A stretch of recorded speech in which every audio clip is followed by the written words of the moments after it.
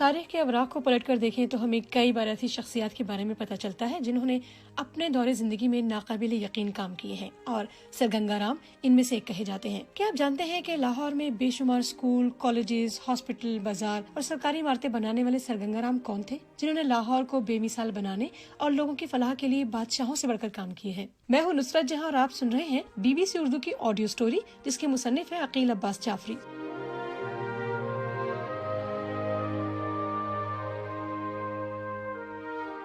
ہجوم نے رخ بدلا اور سر گنگا رام کے بت پر پل پڑا، لاٹھیاں برسائی گئیں، اینٹیں اور پتھر پھینکے گئے۔ ایک نے منہ پر تارکول ملا، دوسرے نے بہت سے پرانے جوتے جمع کیے اور ان کا ہار بنا کر بت کے گلے میں ڈالنے کے لیے آگے بڑھا، مگر پولیس آ گئی اور گولیاں چلنی شروع ہو گئی۔ جوتوں کا ہار پہنانے والا شخص زخمی ہو گیا، چنانچہ مرہم پٹی کے لیے اسے سر گنگا رام اسپتال میں بھیج دیا گیا۔ اردو کا کون سا ایسا قاری ہوگا جس نے سعادت حسن منٹو کی اس مختصر، سادہ اور پرکار کہانی کو نہ پڑھا ہو، اور جس کے سینے پر اس کہانی کا نقش سپنا ہوا ہو؟ منٹو واقعی قلم سے خنجر کا کام لیتے تھے۔ مجھے اچھی طرح یاد ہے کہ جب میں نے بچپن میں یہ کہانی پہلی بار پڑھی تو مجھے بھی تجسس ہوا کہ سر گنگا رام آخر کون تھے۔ کسی نے بتایا کہ انہوں نے لاہور کا سب سے بڑا ہاسپٹل بنایا تھا۔ خیر، یہ تعارف تو کہانی میں بھی موجود تھا، تجسس پھر بھی برقرار رہا۔ لاہور کے بارے میں لکھی جانے والی کتابیں پڑھنی شروع کی، جن میں سے بیشتر تقسیم کے بعد لکھی گئی تھی۔ حیرت انگیز طور پر ان میں سر گنگا رام کا ذکر موجود نہیں تھا، حتیٰ کہ لاہور کے موضوع پر سب سے بڑی دستاویز اردو جرید نقوش کا لاہور نمبر بھی سر گنگا رام کے ذکر سے خالی نظر آیا۔ یہ 1980 کی بات ہوگی۔ میں ایک دن انارکلی لاہور کی پرانی کتابوں کے بازار میں گھوم رہا تھا۔ اچانک انگریزی میں لکھی جانے والی BBL بیدی کی کتاب harvest from desert, the life and work of sir Ganga Ram نظر آئی۔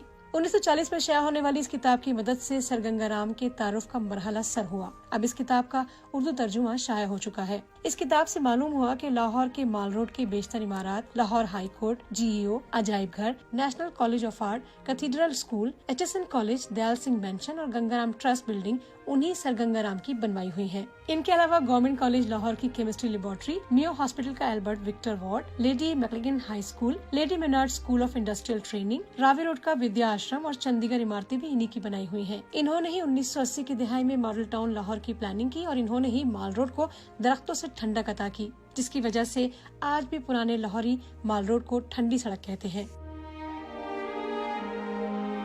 سر گنگا رام کے آباء و اجداد کا تعلق اتر پردیش کے ضلع مظفر نگر سے تھا، لیکن 18ویں صدی کی چوتھی دہائی میں وہ ستلج پار کر کے صوبہ پنجاب میں آباد ہو گئے تھے، جہاں سکھوں کی حکومت تھی۔ لیکن بہت جلد انگریزوں کے بڑھتے ہوئے قدم اس صوبے تک بھی آ پہنچے، اور یہ صوبہ بھی انگریزوں کے تسلط میں آ گیا۔ اس خاندان کے ایک فرد دولت رام نے نئے ماحول میں قسمت آزمائی کا فیصلہ کیا، اور اپنی پروقار شخصیت اور تعلیم کی بدولت پولیس کے محکمے میں جونیئر انسپکٹر کے عہدے پر فائز ہو گئے۔ دولت رام نے شادی کی اور منگٹا نوالا میں آباد ہوئے۔ یہ ایک اہم مقام تھا اور یہاں تعیناتی کامیابی کا زینہ سمجھی جاتی تھی۔ اسی دوران دولت رام کی ملاقات ایک سادھو سے ہوئی۔ دولت رام کو اس کی شخصیت میں بڑی کشش نظر آئی، اور سادھو نے انہیں دعا دی کہ واحد گرو تمہیں ایک بیٹا عطا کرے گا، اور وہ اپنے دور میں وہی کچھ کر کے دکھائے گا جو وکرمادتیہ نے اپنے دور میں کیا تھا۔ 1851 کا سن تھا اور تاریخ تھی 13 اپریل، جب اس گھر کے ایک بچے نے جنم لیا۔ اس دن سکھوں میں بیساکھی کا تہوار منایا جا رہا تھا۔ دولت رام نے اپنے بیٹے کا نام گنگا رام رکھا۔ کچھ عرصے بعد ایک پولیس مقابلے میں دولت رام نے کچھ ڈاکوؤں کو گرفتار کیا۔ ڈاکوؤں کے ساتھیوں نے دولت رام کو دھمکی دی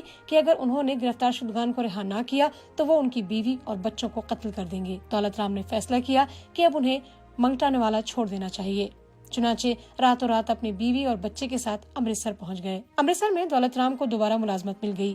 گنگا رام کو اسکول میں داخل کرا دیا گیا، جہاں انہوں نے میٹرک تک تعلیم حاصل کی۔ دولت رام نے فیصلہ کیا کہ گنگا رام کو اعلیٰ تعلیم کے لیے لاہور بھیج دیا جائے گا، جہاں نیا قائم ہونے والا گورنمنٹ کالج تعلیم کے شعبے میں شہرت حاصل کر رہا تھا۔ 1869 میں گنگا رام گورنمنٹ کالج لاہور کے طالب علم بن گئے۔ اسی دوران چند ایسے واقعات پیش آئے جنہوں نے گنگا رام کی سوچ بدلنے میں اہم کردار ادا کیا۔ ایک واقعہ تو یہ بیان کیا جاتا ہے کہ وہ ایک دن ایک کنویں میں گر پڑے۔ اتفاقاً کسی شخص نے انہیں کنویں میں گرتا ہوا دیکھ لیا اور یوں انہیں بچا لیا گیا۔ گنگا رام نے اس حادثے کو الہامی اشارے سے تعبیر کیا، اور ان کے ذہن میں یہ خیال کوندا کہ انہیں کسی خاص مقصد کے لیے بچایا گیا ہے اور انہیں دنیا میں کوئی اہم کام سر انجام دینا ہے۔ دوسرا واقعہ یہ ہوا کہ وہ ایک دن اپنے ایک رشتہ دار سے ملنے کے لیے ان کے دفتر گئے۔ ان کے رشتہ دار ایگزیکٹو انجینئر لاہور کے دفتر میں ملازم تھے۔ گنگا رام تھوڑی دیر تو فرش پر بیٹھے اپنے رشتہ دار کا انتظار کرتے رہے، پھر فرش سے اٹھ کر ایگزیکٹو انجینئر کی کرسی پر جا بیٹھے۔ گنگا رام کے رشتہ دار دفتر میں داخل ہوئے تو گنگا رام کو اپنی کرسی پر بیٹھا دیکھ کر ان پر سخت ناراض ہوئے اور کرسی خالی کرنے کا حکم دیا۔ گنگا رام نے ان سے مخاطب ہو کر کہا کہ آپ اس کرسی کے لیے کیوں اتنے پریشان ہیں؟ ایک دن اس کرسی کو میں سنبھالوں گا۔ اور اس کرسی پر اپنے حق کو ثابت کروں گا۔ نہ جانے قبولیت کی کون سی گھڑی تھی کہ بعد میں گنگا رام 12 سال تک مسلسل اس کرسی پر بیٹھے۔ گورنمنٹ کالج سے انٹر کرنے کے بعد گنگا رام روڑکی چلے گئے، جہاں انہیں 50 روپے ماہانہ وظیفے کے ساتھ انڈیا کے پہلے انجینئرنگ کالج میں داخلہ مل گیا۔ اس کالج کے پرنسپل نے گنگا رام کو غیر معمولی طور پر ذہین طالب علم قرار دیا اور ان کی ہمیشہ حوصلہ افزائی کی۔ 1873 میں گنگا رام نے گولڈ میڈل کے ساتھ انجینئرنگ کا امتحان پاس کیا اور لاہور میں اسسٹنٹ انجینئر کے عہدے پر فائز ہو کر لاہور چلے آئے۔ اب ان کی تنخواہ 150 روپے ماہانہ تھی۔ ان کی پوسٹنگ پنجاب کے مختلف شہروں میں ہوتی رہی۔ ان شہروں میں گرداسپور، امرتسر اور ڈیرہ غازی خان کے نام شامل ہیں۔ ڈیرہ غازی خان میں گنگا رام کی ملاقات ضلع کے ڈپٹی کمشنر سر رابرٹ سینڈمنٹ سے ہوئی، جو بہت جلد گنگا رام کی صلاحیتوں کو ماننے لگے۔ سر رابرٹ سینڈمنٹ نے گنگا رام کو انجینئرنگ کے شعبے کے علاوہ دیگر خدمات کے لیے بھی موزوں مناسب جانا اور انہیں واٹر ورکس اور ڈرینیج کے شعبے میں تربیت حاصل کرنے کے لیے انگلستان بھیج دیا۔ وطن واپسی پر حکومت ہند نے گنگا رام کو پشاور میں پانی کی فراہمی اور نکاسی کے منصوبوں کی ذمہ داری سونپ دی۔ اس کے بعد انہیں امبالہ، کرنال اور گجرانوالہ میں بھی ایسے ہی منصوبوں کی تکمیل کے مواقع ملے۔ 2 ہی برس بعد وہ لاہور کے ایگزیکٹو انجینئر بنا دیے گئے۔ یہ وہی عہدہ تھا جس کی کرسی پر بیٹھنے پر ان کے رشتہ دار نے انہیں برا بھلا کہا تھا۔ اب گنگا رام کی زندگی کے ایک نئے دور کا آغاز ہوا۔ حکومت پنجاب کی سرپرستی کی وجہ سے سر گنگا رام نے ایک جانب لاہور کو جدید نوآبادیاتی فن تعمیر سے متعارف کروایا اور پورے مال روڈ کو شاندار عمارتوں سے بھر دیا، جن کی تفصیل پہلے بیان کی جا چکی ہے۔ اس کے بعد انہوں نے پنجاب بھر میں زمین کی سیرابی کے لیے متعدد منصوبے تیار کیے اور ہزاروں ایکڑ پر پھیلی خوش زمینیں سونا اگلنے لگیں۔ انہوں نے نہر کے پانی کو بلندی تک لے جانے کے لیے پہلی مرتبہ بجلی سے چلنے والی موٹریں استعمال کی۔ گنگا رام کے اس منصوبے کی بدولت 90,000 ایکڑ زمین سیراب ہوئی، جو اس وقت کی انڈیا کی سب سے بڑی زرعی اراضی تھی۔ حکومت ہند نے گنگا رام کو رائے بہادر کا خطاب سے سرفراز کیا۔ ان کے کارناموں کا سفر مزید جاری رہتا، لیکن 1903 میں انہوں نے سرکاری نوکری سے سبکدوشی اختیار کی۔ وہ چند سال حکومت پٹیالہ کے ملازم رہے، جہاں انہوں نے کئی فلاحی منصوبے پائے تکمیل کو پہنچائے، مگر وہ اپنی زندگی کو مکمل طور پر عوام کی فلاح کے لیے وقف کرنا چاہتے تھے۔ چنانچہ چند ہی برس بعد وہ واپس لاہور آ گئے۔ اب ان کا بیٹا سیوک رام بھی ان کا ساتھ دینے کے قابل ہو چکا تھا۔ گنگا رام نے اپنے خوابوں کو تعبیر دینے کے لیے ضلع لائل پور فیصل آباد میں 500 ایکڑ زمین خرید کر ایک گاؤں آباد کیا، جسے گنگا پور کا نام دیا گیا۔ گنگا پور میں ہزاروں کی تعداد میں درخت لگائے گئے۔ فصلوں، سبزیوں اور چارہ کی پیداوار کے لیے آب و ہوا کے مطابق مقامی اور غیر ملکی بیجوں کے معیار پر خصوصی توجہ دی گئی۔ انہوں نے متعدد زرعی ممالک کے دورے کیے اور انگریزی، فرانسیسی اور کینیڈین گندم ایک ساتھ کاشت کرنے کا تجربہ کیا۔ سبزی اور پھلوں بیجوں کی پیوند کاری سے ان کی کاشت میں بھی اضافہ ممکن ہوا اور کچھ نئے قسم کے پھل بھی وجود میں آئے۔ اس تجربہ گاہ میں افزائش حیوانات کے شعبے میں بھی نہایت مفید نتائج برآمد ہوئے۔ گنگا پور انڈیا کا پہلا فارم تھا جہاں پر زرعی مشینری استعمال ہوئی تھی۔ یہاں بوائی سے زمین کی تیاری اور کٹائی تک اور باغبانی کے جدید طریقوں سے آلات تیار کیے جاتے تھے۔ یہ مقام قریب ترین ریلوے اسٹیشن سے 2 میل دور تھا۔ سر گنگا رام نے اسے ریلوے اسٹیشن سے جوڑنے کے لیے 2 فٹ چوڑی پٹری ڈالی، جس پر 4 ٹرالیوں کو ایک دوسرے سے جوڑ کر درمیانے سائز کے گھوڑوں کے ذریعے کھینچا جاتا تھا۔ دلچسپ بات یہ ہے کہ 100 سال گزرنے کے باوجود یہ گھوڑا ٹرین آج بھی استعمال ہوتی ہے۔ سر گنگا رام بیوہ عورتوں کی دوسری شادی کی ضرورت کے قائل تھے۔ اس وقت ہندوستان بھر میں 2.5 کروڑ سے زیادہ بیوہ عورتیں موجود تھیں۔ انہوں نے اس مقصد کے لیے خیراتی ٹرسٹ رجسٹر کرایا اور اسے پہلے پنجاب ویڈو ری میرج ایسوسی ایشن کا نام دیا گیا، جس کا دائرہ بہت جلد انڈیا بھر میں وسیع ہو گیا اور اسے پنجاب کے بجائے آل انڈیا ویڈو ری میرج ایسوسی ایشن کا نام دیا گیا۔ اس تنظیم کے ذریعے چند ہی برس میں ہزاروں بیواؤں کی شادیاں ہوئیں اور وہ ایک نئی زندگی گزارنے لگی۔ جن بیوہ عورتوں کی شادی نہ ہو پاتی تھی، ان کے فلاح کے لیے گنگا رام نے ویڈو ہوم اسکیم پیش کی، جہاں انہیں تربیت دے کر اپنے پاؤں پر کھڑا ہونے کے قابل بنایا جاتا تھا۔ اس تسلسل میں انہوں نے لاہور میں ایک انڈسٹریل اسکول بھی قائم کیا اور یہ اہتمام کیا کہ اس انڈسٹریل اسکول کے تحت تیار ہونے والی مصنوعات گنگا رام ٹرسٹ کے زیر اہتمام انڈسٹریل شاپ کے ذریعے فروخت کی جائیں۔ یہی وہ زمانہ تھا جب خواجہ حسن نظامی نے کہا تھا کہ اگر یہ ممکن ہوتا کہ ایک آدمی اپنی زندگی کسی دوسرے کو دے دے تو میں پہلا شخص ہوتا جو اپنی زندگی کے قیمتی سال سر گنگا رام کو دے دیتا، تاکہ وہ طویل عمر تک زندہ رہیں اور انڈیا کی مجبور خواتین کی فلاح کے لیے خدمات انجام دیتے رہیں۔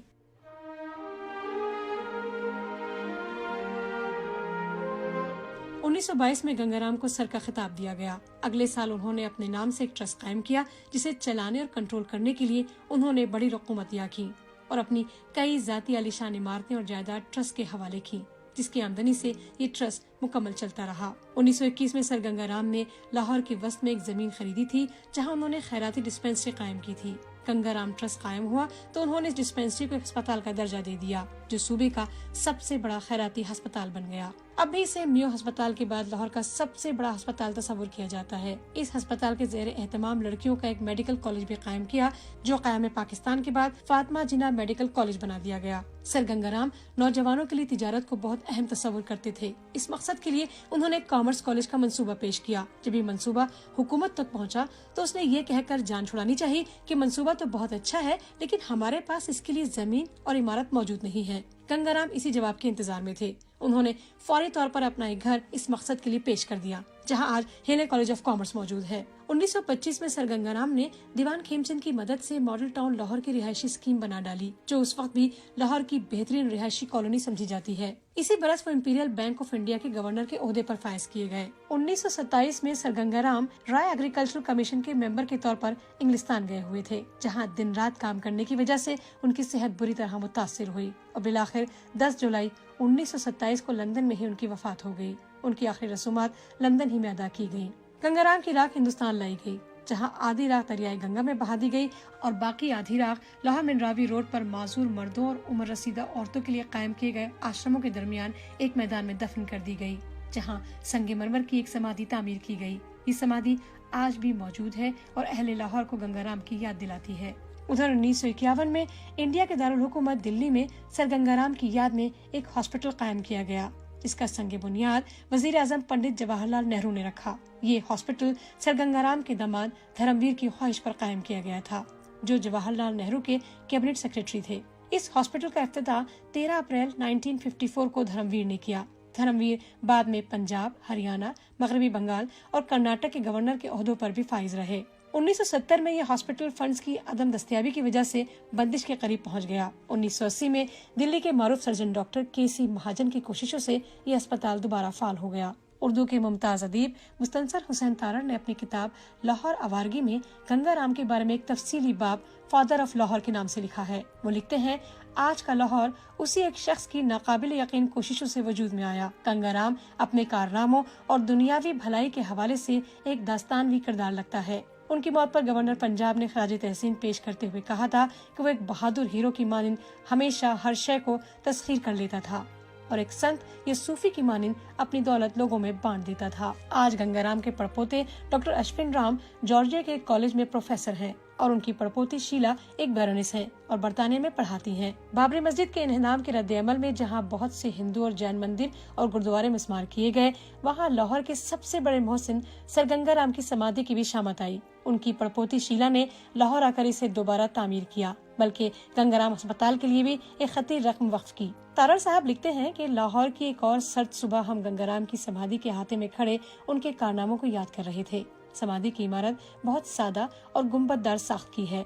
सदीक शहजाद ने उसकी निशानदही में मदद की। ये रावी रोड पर आजाद चौक के करीब घनी गलियों के दरमियान पोशीदा है। अब उसकी मुनासिब देखभाल की जा रही है। समाधि के दरवाजे बंद थे। हमने अंदर झांका तो एक चबूतरा था जिस पर फ्लेक्स का पर्दा आवेजा था और इस पर गंगाराम की रौबदार तस्वीर नक्श थी। जाहिर है चबूतरे के अंदर उनकी राख दफन थी। सवेरे की मध्यम सदा रोशनी में समाधि किसी मुगल मकबरे से मुशाबा थी। गंगाराम ने इस शहर को बेमिसाल बनाया और बादशाहों से बढ़कर इसकी मखलूक की फलाह के लिए काम किए। मुझे बच्चों की वो नस्म याद आने लगी कि हैं लोग वही दुनिया में अच्छे, आते हैं जो काम दूसरों के।